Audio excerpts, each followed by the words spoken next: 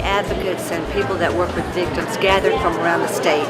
And we have been speaking with legislators, senators about a House Bill 1030 that will victimize victims again and shut down all services for victims who are needing help and assistance in pulling their lives back together. God's got this. We're going to wait and see what happens. This bill is very important because this bill affects all victim services around the state of Mississippi.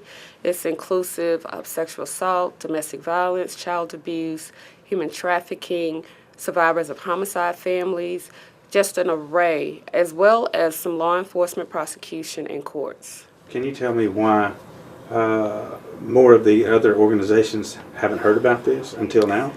Well, just because it was understood that it was about the domestic violence fund, and that's what we thought, and so that was fine. But then, as reading the full legislation, we found out that all funding streams for all victim services programs, I'm sure more than 100 programs around the state, would totally be affected, and no one was aware. So today we're uniting as victim advocates and providers throughout the state of Mississippi to fight Bill 1030. It's presently in the Senate, and we're trying to thwart those efforts because it will be devastating for the victims, the 100,000 victims of domestic violence, child abuse, sexual assault, and so on and so forth throughout the state of Mississippi.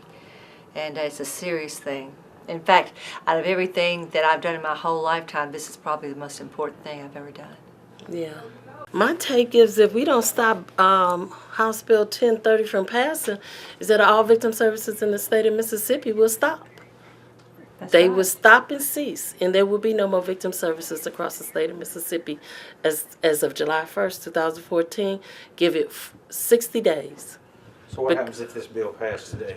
If this bill passes today, as of July 1st, 2014, all funds will stop for all victim services to be transferred to another fund, which will take 6 to 8 months to implement, and so all programs won't receive funding.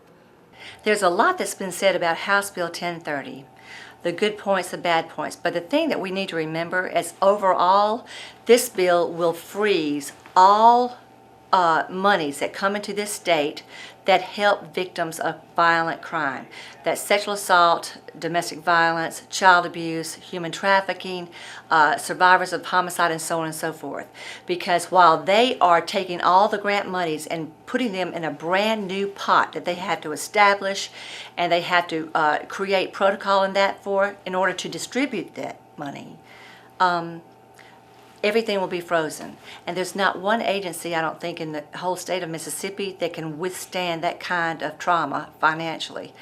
We will all be shut down. So victims will have nowhere to go to receive their domestic violence programs or their child abuse programs, forensic interviews and therapy sessions and all of that brings healing to a victim. If you are interested in learning more about House Bill 1030, give us a call at Wesley House and we'll be able to sit down with you and share it, or else just email the bill to you.